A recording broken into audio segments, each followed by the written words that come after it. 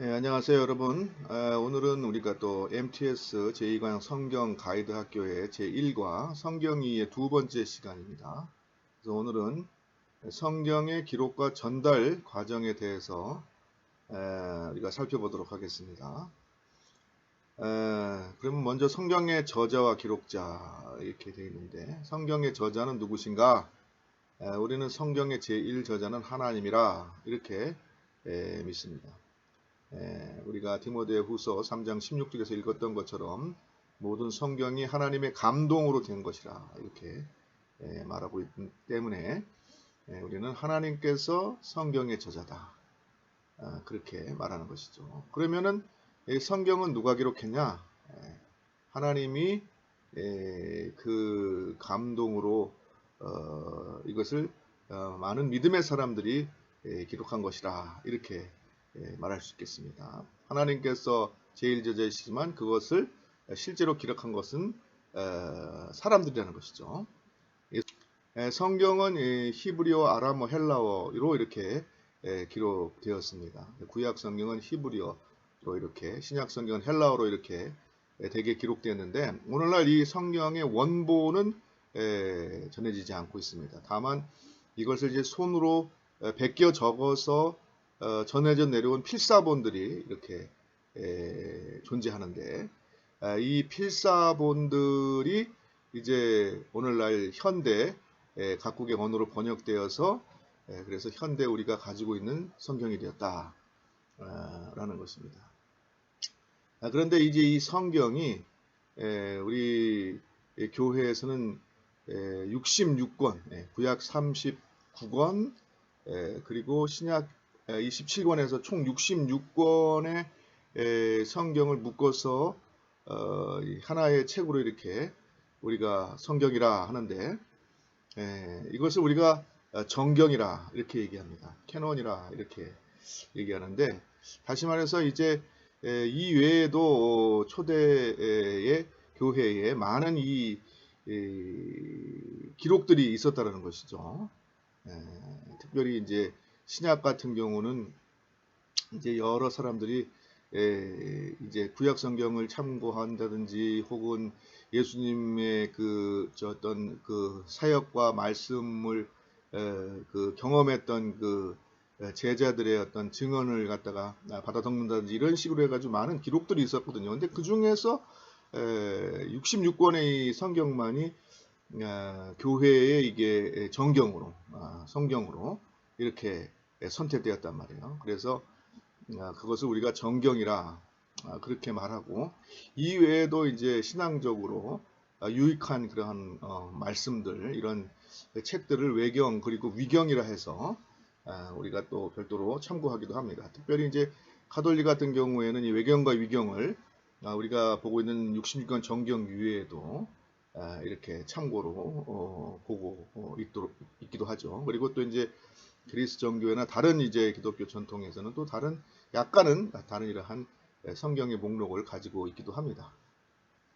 그런데 여기서 이제 한 가지 짚고 넘어갈 것은, 이게 도마복음이라는 게 요즘 우리나라에서 어떤 분이 이렇게 강연하고 뭐 책도 내고 해가지고 유행 아닌 유행을 하고 있는 것 같은데요. 사실은 도마복음 말고도 복음서라고 써 있는 게 뭐 베드로 복음도 있고 뭐 이렇습니다. 근데 이것은 외경과 위경에도 속하지 않는, 이제 교회에서는 이제 성경으로 인정받지 못한 그러한 문서인데요. 이것이 이제 특별히 초대교회는 이제 영지주의라는 이러한 이단이 문제가 많이 있었거든요. 그래서 이것은 교회에서 영지주의적인 어떠한 그러니까 영향이 많은 문서로 이렇게 해서 문제시했기 때문에 이미 이제 정경에서 배제된, 탈락된 그런 문서입니다. 근데 이것을 가지고 마치 이제 성경, 마태, 마가, 누가 요구한 이 네 가지 복음서가 있지 않습니까? 이것을 필적하고 나오는, 그것을 떼어놓거나 하면 그거의 부족한 부분을 무슨 채워주는 것 같은 이러한 특별한 비서 혹은 말씀으로 이렇게 생각해서 이렇게 사람들을 이렇게 혹세하는, 무민하는 이러한 분이 있는데, 이런 것은 우리가 빠지지 않기를 바랍니다. 그것은 교회의 문서로서 인정받지 못하고 신앙의 문서로서 인정받지 못한 것입니다. 이것을 갖다가 함부로 뭐 성경을 넘어서는 혹은 성경을 보완하는 이런 것으로 하는 것은 자신의 지식을 뭐 이렇게 뽐내는 그러한 것으로는 뭐 사용될 수 있을지 몰라도 그것은 하나님의 말씀으로서의 성경은 아니라 이런 사실을 분명히 짚고 넘어가겠습니다. 그래서 이제 우리가 이 성경이 정경으로 묶여진 과정, 이 66권이 성경으로 이제 인전된 과정에 대해서 우리가 잠깐 살펴볼 건데요. 그 전에 우리가 이 정경화의 과정이라고 그러죠. 캐노니제이션, 성경 66권이 교회의 경전으로 어떻게 뭐랄까요, 확정되기까지 과정 속에는 물론 이 사람들이 결정하고 어떤 좀 교회의 그 회의에서 결정된 것이긴 하지만 거기에는 분명히 성령의 역사, 하나님의 섭리가 있었다라고 우리가 고백합니다. 이걸 인정할 수밖에 없어요. 그렇기 때문에 성경이 여기 보시면 393년에서 397년 사이에 어느 정도 정경화 작업이 마무리된 이후에도 말이죠. 계속해서 이 정경성에 대한 논란이 없었던 것이 아니에요. 예를 들면 마르틴 루터 같은 경우에는 야고보서를 지푸라기 서신이라고 그래가지고 정경에서 제외시켜야 된다고 생각했을 정도이니까요. 그래서 그 후에도 계속 있었지만 그럼에도 불구하고 오늘날 우리가 어떻게 됩니까? 66권 이 성경만을 성경으로 우리가 인정하고 교회에서 교회의 문서로 하나님의 말씀으로 이렇게 읽고 있지 않습니까? 이렇게 된 것 자체가 바로 하나님의 섭리였고 성령의 역사였다는 것을 우리에게 말해준다는 것입니다.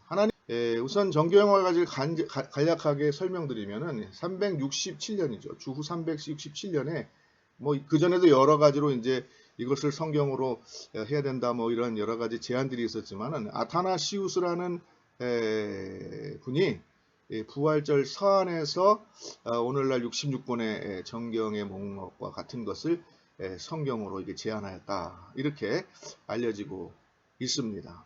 이 정경화에 하게 된 이런 제안하게 된 이유는 물론 이제 당시 이단들과의 그 싸움에서 교회가 어떠한 문서를 과연 기록을 과연 교회의 신앙의 유익을 위한 공통의 문서로 이렇게 사용할 것인지에 대한 결정의 필요성이 생겼던 거예요. 그래서 이제 여러 가지 이제 제안들이 있었는데 그 중에서 특별히 이제 아타나시우스의 부활절 서안에서 나타난 성경 목록이 오늘날과 같은 성경 목록으로 이렇게 나타나게 되었고 그것이 이제 393년 북아프리카의 히포 레기오스 공의회 교회의 이 전체 회의입니다.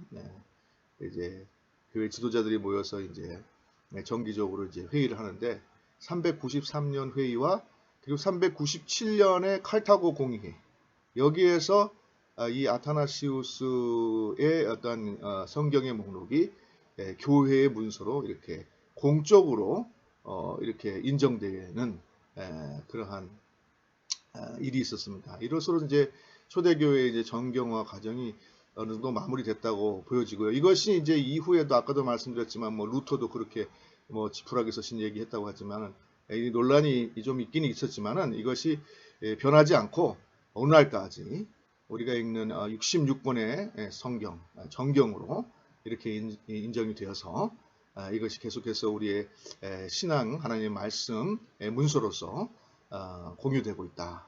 이렇게 말씀 드릴 수 있겠습니다. 그러면은 이때 초대교회 교회 지도자들 또 교회는 어떠한 대개 원칙을 가지고 이 정경성을 인정하는 근거로 삼았는가 그것을 잠깐 살펴보도록 그렇게 하겠습니다. 이 내용은 그 여기 있는 책 있죠.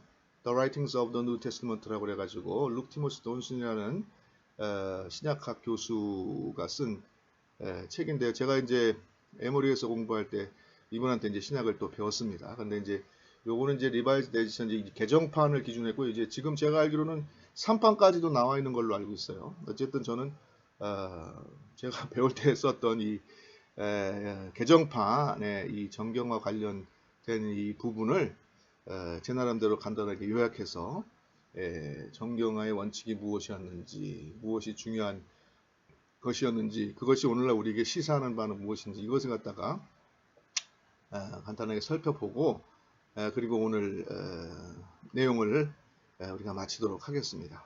첫 번째 초대교회가 특별히 신경 썼던 원칙은 무엇이냐면 다양성의 원칙이라는 것입니다. 이것은 무엇이냐? 그러니까 초대교회는 어떠한 하나의 문서가 단독으로 기독교 신앙 혹은 예수 그리스도의 복음을 전하는 그러한 뭡니까 그 유일의 문서로 이렇게 교조화되는 것을 갖다가 피하고자 했다는 것이죠. 우리가 흔히 성경은 다양성 속에 통일성을 가지고 있다 그런 말을 하고 있지 않습니까? 여러 가지 방면에서 예수 그리스도의 말씀을 이해하고 또 그것을 받아줬고 그것을 갖다가 서술할 수 있습니다. 근데 그 모든 성경의 말씀이 지시하는 것은 무엇이냐? 오직 예수 그리스도만이 하나님의 아들이고 그분만이 우리의 구주시라는 것을 전하고 있는 거 아니겠어요? 그런 의미에서 성경은 다양한 시각이 다양한 사람들이 다양한 어떠한 기술을 통해서 그래서 예수 그리스도의 말씀을 접하도록 도와주는 그러한 문서들로서 우리가 이렇게 읽혀져야지 어느 하나의 딱 문서로 고정되어 가지고 그것만 아니면 안 된다는 이러한 뭐랄까요 교조주의, 성경의 교조화 이런 것을 배제하려고 했던 것입니다. 이 이유는 물론 아까도 말씀드렸지만 초대교회 이단 특히 영지주의와의 싸움에서 취했던 그러한 태도였다 이렇게 볼 수 있겠어요. 그래서 초대교회는 마르시온이 제안한 어떠한 성경 목록이라든지 타티아니 디아테서론이라는 이러한 문서를 거부했다. 이렇게 설명하고 있습니다. 마르시온은 영지주의자예요. 영지주의자는 게 뭐냐면은 이렇게 쉽게 말하면 예수 그리스도의 신성은 인정하면서 예수 그리스도의 인성은 부정하는 그런 사람들이었습니다. 그래서 예수 그리스도가 오신 것은 영으로 오셨고 육으로 온 것은 마치 그런 것처럼 보였을 뿐이지 실제로 육으로 온 것은 아니었다. 영으로 오셨다가 그리고 영으로 다시 부활승천해서 가셨다. 그렇게 말하는 거예요. 그래서 이것은 어떻게 보면 당시 히랍의 그 어떤 철학 사상의 영향을 많이 받은 거라고 볼 수 있어요. 말하자면은 영은 거룩하고 육은 부정하기 때문에 그래서 이제 죽음을 통해서 우리가 영과 육이 분리돼서 영은 영원한 하늘로 올려지고 육은 완전히 폐기되는 그것이 옳다고 생각한 그 히라 사람들의 생각에 영향을 받았다고 볼 수 있을 것 같은데요. 그래서 하여튼 주님께서 영으로 오신 거 완전한 분이시기 때문에 육으로 왔다는 걸 상상할 수 없고 그럼 육으로 온 건 뭐냐면은 그건 그런 것처럼 보인 것이 실제는 아니었다. 이런 식으로 가르쳤단 말이에요. 이 사람들이 바로 영지주의자이고 그 대표적인 사람 중에 한 사람이 바로 마르시온이라는 사람이었단 말이에요. 근데 이 사람은 어떻게 했느냐? 이제 초기에 그 기독교 문서 성경으로 인정될 수 있을 만한 문서 중에 자신들의 신앙, 자신들의 생각이 옳은 것만 성경으로 선택하고 나머지는 다 버렸단 말이에요. 예수님의 육신으로 오신 걸 갖다가 뭐 이렇게 얘기한다든지 그런 걸 갖다가 강조한다든지 이런 건 다 버리고 자기들의 생각만 뭐랍니까 서포트할 수 있는 그런 문서만 성경으로 이렇게 제시했단 말이에요. 이게 뭡니까? 하나님의 말씀을 듣겠다는 태도가 아니라 자신들이 결론을 내려놓고 자기의 생각에 맞추어서 성경을 갖다가 이제 추리려고 했다는 것이죠. 그래서 교회 초대교회는 이러한 영지주의를 배격하고 또 이 마르시온의 이러한 이단적인 그러한 행동을 이렇게 배제한 것이죠. 그리고 이제 디아테살론이라는 게 있는데 타티아누스가 디아테살론이라는 것을 만들었대요. 이 디아테살론이 뭔가 하니까 복음서가 4개가 있지 않습니까? 마태, 마가, 누가, 요한. 근데 각기 다른 사람에서 다른 시각으로 다른 사람을 대상으로 이렇게 예수님의 행적과 말씀을 기록하고 있단 말이에요. 이렇게 타티아는 사람이 이걸 갖다가 이제 불만스럽단 말이에요. 그래서 이걸 갖다가 어떻게 통일되게 하나로 묶어서 하나의 복음서로 이제 만들어야겠다 해가지고 편집해서 만든 게 디아테살론이라는 문서라는 겁니다. 이거 뭡니까? 이게 다양한 시각을 갖다가 배제하고 하나의 시각으로 모든 신앙을 갖다가 이렇게 통제하고 묶으려는 이러한 사고방식 아닙니까? 이런 우상화, 말하자면 우상화죠. 경전의 우상화, 이러한 경향들, 이러한 경향들은 초대교회는 철저히 배격하라고 했다는 것입니다. 그 다음에 두 번째는 초대교회가 이 정경성을 인정하는 데서 중요하게 생각하는 것은 사도적 기원이라는 것입니다. 다시 말해서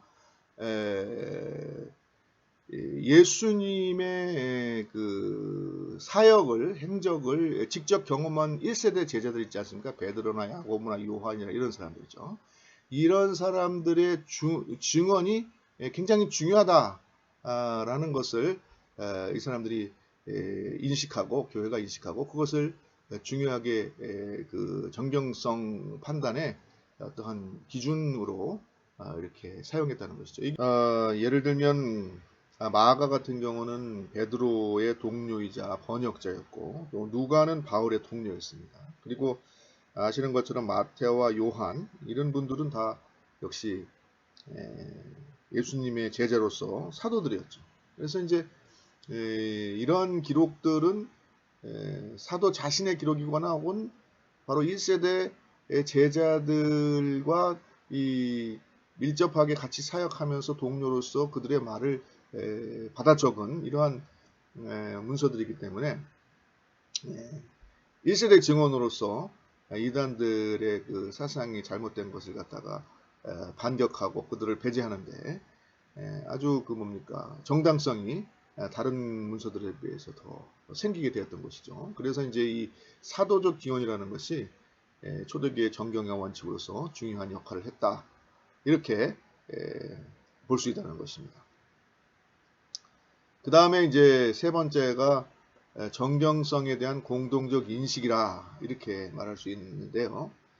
이건 뭐냐면은 이제 이 성경은 교회의 문서 아닙니까? 신앙 고백이 공동의 그런 하나님의 말씀으로서 인정되는 그런 것이기 때문에 어떤 한 사람이 독단적으로 그렇다고 해서 인정한다고 한다 그러면 그건 문제가 있다는 거죠. 그런데 성경을 또 가르치고 선포하고 하는 많은 교회 지도자들, 그 다음에 목회자들 이런 분들이 이 성경을 해석하고 또 그것을 선포할 때 적용했던 보편적인 일반 원칙 그런 것들이 이제 이분이나 저분이나 서로 이렇게 뭡니까 인정할 수 있는 그러한 것들일 때 이 성경이 정경으로서 인정받는데 훨씬 더 뭡니까 정당성을 가지게 된다는 것이죠. 그래서 이제 초대교회는 이제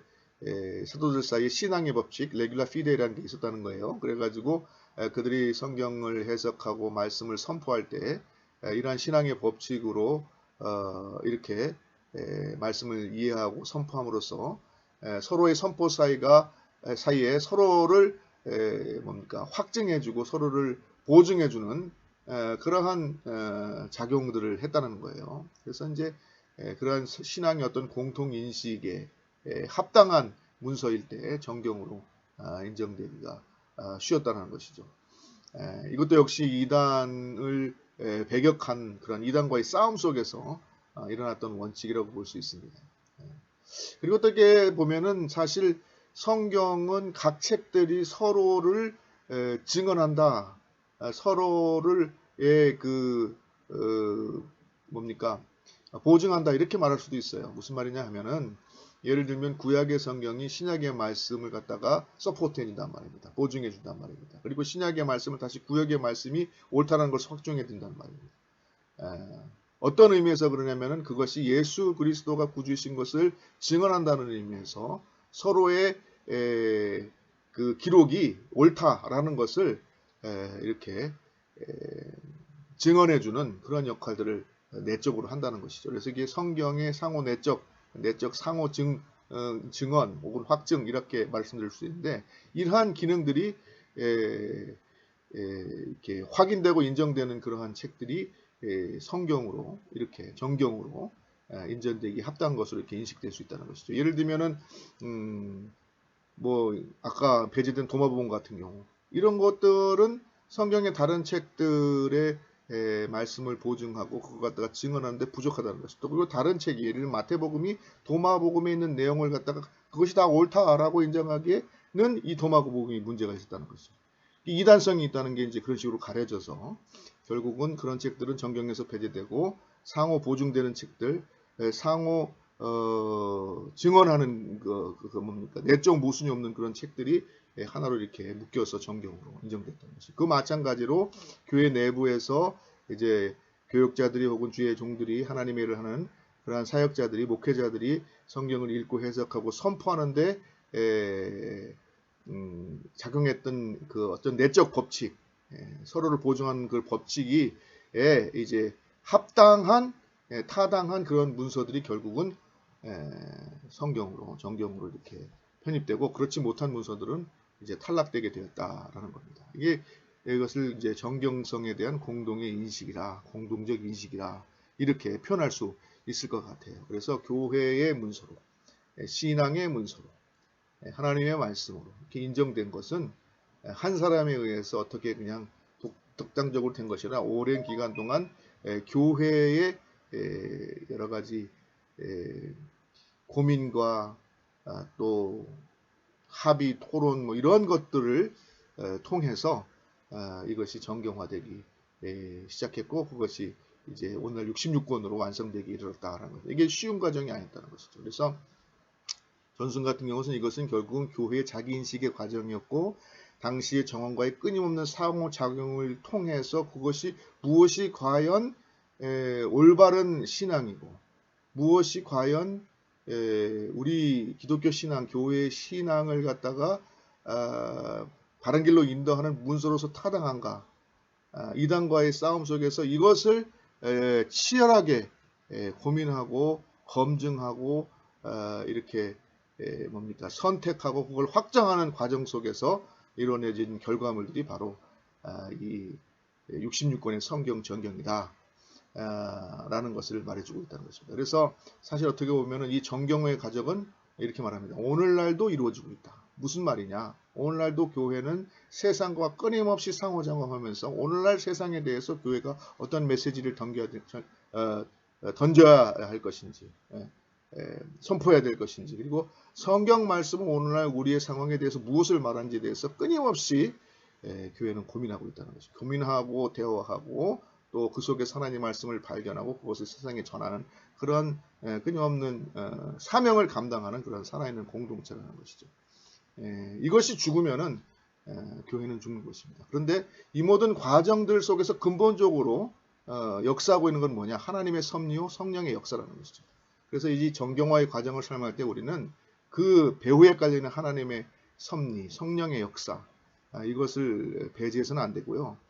그런 과정 속에서 하나님께서 특별히 구체적으로 사람을 통해서 그리고 환경을 통해서 역사하시는데 그 사람들을 통해서 역사하실 때 바로 그 사람들은 이러이러한 예를 들면 다양성의 원칙이라든지 사도적 기원이라든지 정경성에 대한 공동적 이신이라든지 이런 것들을 갖다가 중요히 생각하면서 이것이 과연 전체적으로 하나님의 말씀을 선포하고 기독교 신앙을 보호하고 건강하게 교회가 발전할 수 있는 그러한 것을 고민하면서 이 오늘날 성경을 확정하게 이르렀다 라는 것을 이렇게 설명하고 있습니다.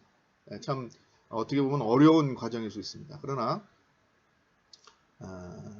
이것이 하나님의 역사였다고 믿습니다. 그리고 지금도 주님께서는 성령을 통하여서 이 역사를 이어져 나가고 계신다라고 믿습니다. 우리가 오늘은 이 성경의 기록과 전달 과정에 대해서 살펴보았습니다.